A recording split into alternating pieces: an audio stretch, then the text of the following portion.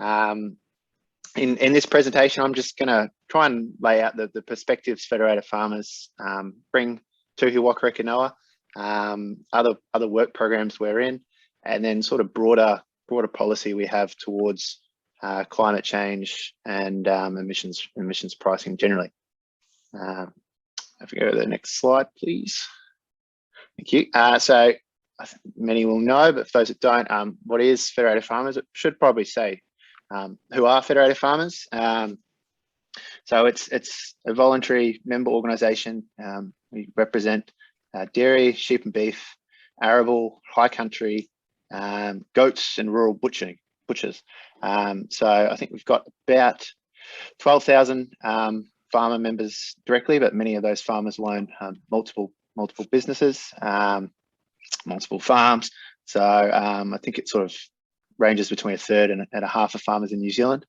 Federated Farmers leadership bodies is made up of 24 provinces, and each of them elect sort of farmers in their areas, dairy, sheep and beef, and arable. And of those provinces, they form a national council, which elects a board of 7 farmers. So in whole, there's I think a little bit over 100 farmers that are spokespeople for Federated Farmers in various national and regional issues, which is pretty unusual for an organisation.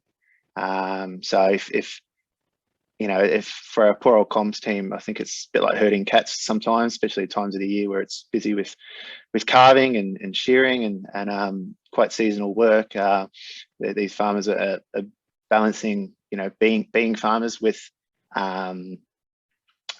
speaking on behalf of Federated Farmers as well. So that's I really enjoy that. Coming from a dairy farm, it's great. Not seeing myself working in the sector as growing up and going to school and that, and then finding myself back here, and it really keeps you grounded, which is quite good. So that's Federated Farmers. If we go to the next slide, please. Yeah, so Federated Farmers is involved in various international organisations as well. Through this trade portfolio, I've been involved in the Cairns Group Farm Leaders, which dates back to the formation of the WTO, and it's a grouping of countries, aligned to liberalising trade and opening up free trade, and that's a principle that's sort of runs throughout not just our trade policy, but other policies. I know in climate change, and we'll talk about New Zealand's emissions efficiency. We're pretty quick to say that there's a strong connection between economic efficiency and emissions efficiency, and a strong reason for New Zealand's emissions efficiency is that since the '84 reforms, farmers have had no other choice. The farmers have been forced to become more efficient, and that's led that 30 odd years has led to New Zealand farmers being incredibly both economically efficient and emissions efficient. I wasn't around at the time, but if we had our time again, we'd probably bring about that liberalising of and removing of subsidies in a probably slower, more paced way. But that's a core reason of where we're at now. And I'll come on to it later, but if I do forget it, the emissions efficiency, it's not just the removal of trade subsidies and trade distorting policy. It's also to do with natural comparative advantage. The gorgeous day like today in Wellington, it's good, favourable climate, soils, but it's also to do with the really world-leading science and academic areas in agriculture. Many all you on this call. So and I in my role at Federated Farmers take that many of those papers and run with them and push that out to farmers, and then push that out to sort of people in Wellington as well. So that's one that I think some of the papers that I've been listening in on this morning are truly world leading, cutting edge research that farmers benefit from. And I think I know I personally am guilty of not saying that enough. So yeah, that's one that I think we highlight. It's the efficiency comes from farmers being forced to be efficient, but also having access through extension and access to institutions such as Lincoln and Waikato and other offshoots and organisations that are really making sure New Zealand farmers have access to the most cutting edge tools, but as well as the Cairns Group of Farm Leaders. We're also a member of the World Farmers Organisation. So Katie Milne, our former president, is on the board for that as the Oceania representative. See the details of it on the screen now, but it's, I think last count was about 70 odd members around the world. So Federated Farmers and sort of other organisations equivalent of Federated Farmers, advocating for farmers in larger international forum.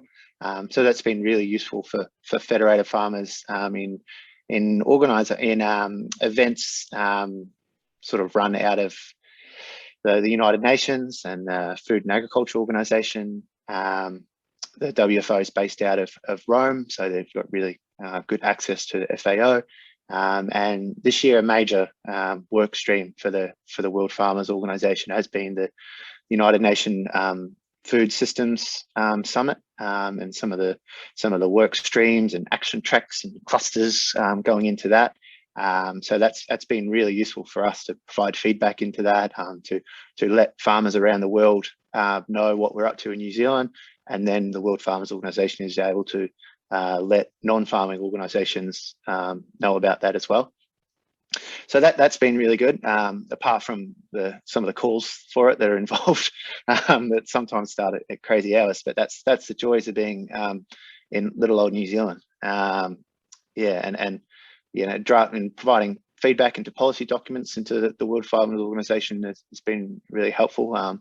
It varies from highlighting the work we're doing here to sort of split gas approach and He Waka Eke Noa, and really interesting policy work on that. And other times we have to provide feedback of let's make sure New Zealand's on the map. It's sometimes it's sitting off to the side of Tasmania, so making sure we're included on the map, which is a problem in the UN sometimes. So yep, next slide please. And through the World Farmers Organization, they've established a scientific council. So it's a collection of agri-scientists to provide feedback on the World Farmers Organization's policies, documents, and to promote policies that work for farmers and are scientifically sound. And as a part of that, they've produced a paper for the livestock cluster of the United Nations Food Systems Summit, which is coming up in, I think, November. But there's been there's a pre-summit recently and a lot of work going on to that. And as a part of that paper, I just thought it'd be interesting to highlight the four, what they've called the levers of change that they've pulled out in this paper. And I just think it's quite interesting the areas in common between the approach recommended by the WFO Scientific Council that they have in common with both the He Waka Eke Noa principles that Kelly just articulated and Federated Farmers policy. And I think a core challenge for this challenge and an opportunity for us at Federated Farmers and for other partners with He Waka Eke Noa is threading that needle and making sure all these various considerations and priorities for climate change policy are balanced and achieved in this. So as you can see there are four areas, levers of change that they've highlighted.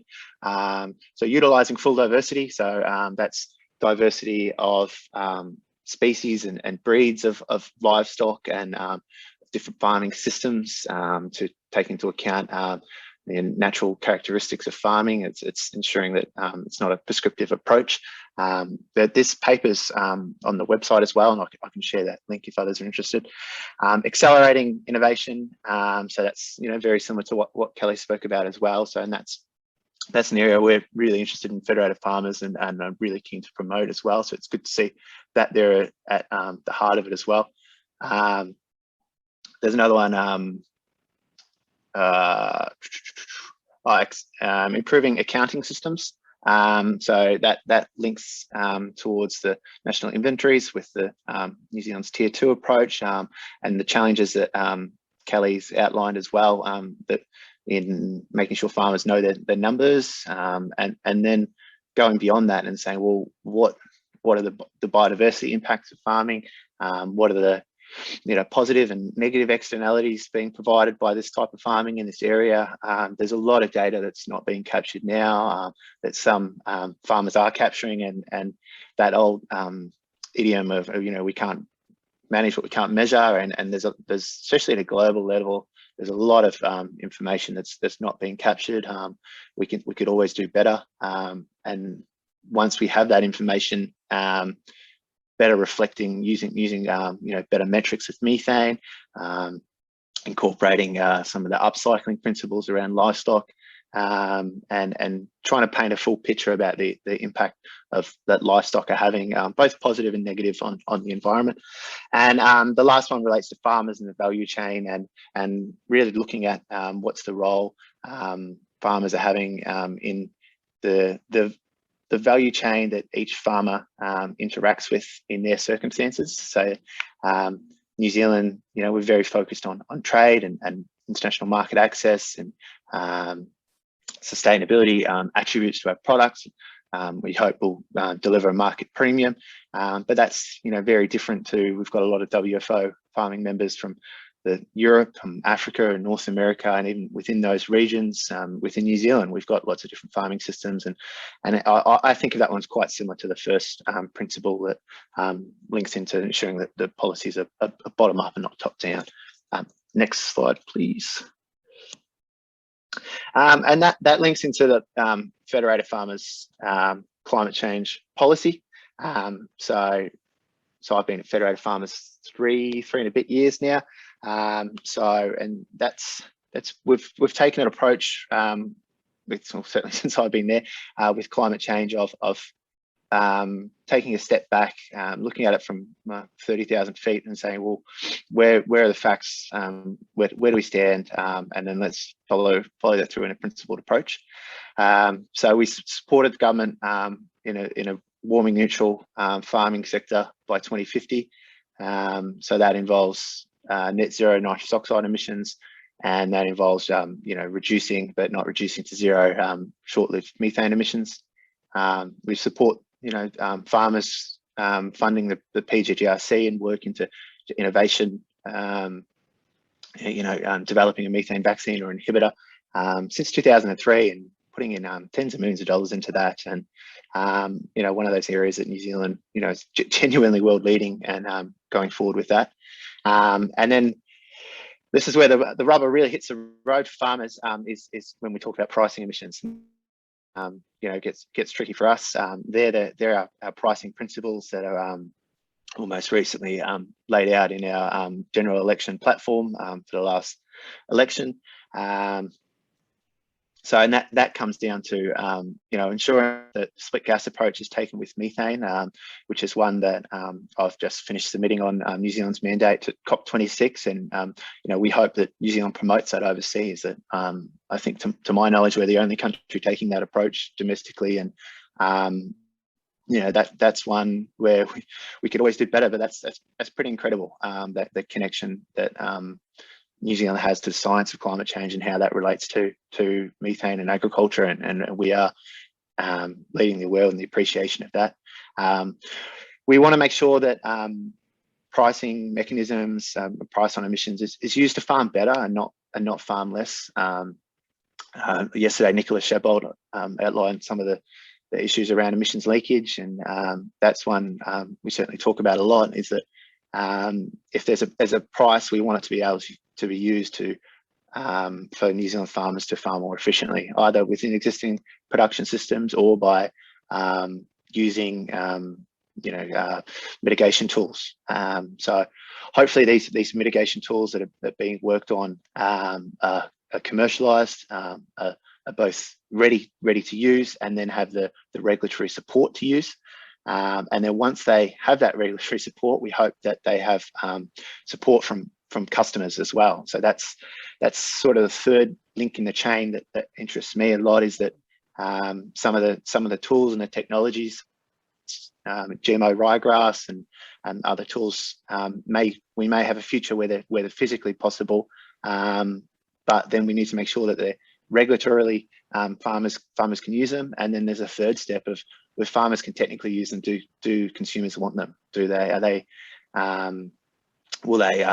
Is the opportunity cost of not using them fine with consumers? And so there are challenges in that space. A lot of tools and technologies in lots of areas have been 5 years away for about 30 years, and we hope that's not the case with this, and that's where we want to use that to drive the uptake of these tools once they're available. 5 minutes, Macauley. Yep, no worries, thanks, Tom. And then the third one is focuses around ensuring that New Zealand farmers are competitive in the global stage. New Zealand farmers export, I think dairy, it's 95%. Beef and lamb, it's around 90% of what they produce. And the international markets, New Zealand's very, very much a part of that, as we've heard this morning in some of the papers, and ensuring that a price doesn't result in emissions leakage, where other international consumers, are no longer able to get produced from New Zealand, so get it from other countries. Next slide, please. Yep, so this is my final slide. So just on the right there, we've got two recent studies done by Dairy Instead on the top, and Beef and Lamb on the bottom. I think carried out by Ag Research, just showing that emissions efficiency of New Zealand farmers, and that stemmed from both the lack of subsidies, natural comparative advantage, and the embrace of tools and technology, and the work of academics and CRIs in developing them and rolling it out to farmers. And at Federated Farmers, we want to make sure that this emissions efficiency is upheld and improved upon by a pricing system, and we don't reduce our production to meet, as a result of a pricing mechanism in order to meet domestic targets, which result in that emissions leakage. And that's how there's that nuance in emissions pricing that we're looking to get through here, Waka Eke Noa. And it's an amazing challenge and an amazing opportunity in this partnership approach. And that's one with that international perspective with the WFO. Other countries are really interested in what we're doing. Bottom-up approach involving farmers, farmers being at the table. This here, Waka Eke Noa is that. It's a room of stakeholders trying to hash out these hard issues in a way that works for everyone involved. And that's where hopefully here, Waka Eke Noa, and the approach we're taking to climate change and emissions pricing, if we can thread the needle between all the different stakeholders and make emissions pricing work as well as all the other challenges, but emissions pricing in particular. I certainly hope that can set examples for some of the other areas in New Zealand ag and environment policy, where farmers feel as if something's being done to them. Federated Farmers, we're certainly facing that pressure, that farmers are feeling overwhelmed for those recent protests as well. And I think by having a seat at the table and really ensuring that the policies take into account local circumstances, that local farming systems, we appreciate local knowledge of what farmers are bringing to this, that hopefully we can forge a bit of a path with Kelly at the tip of the spear of more consultative and I'd say consultative policies going forward. So I'll leave it there in the interest of time, and thank you very much.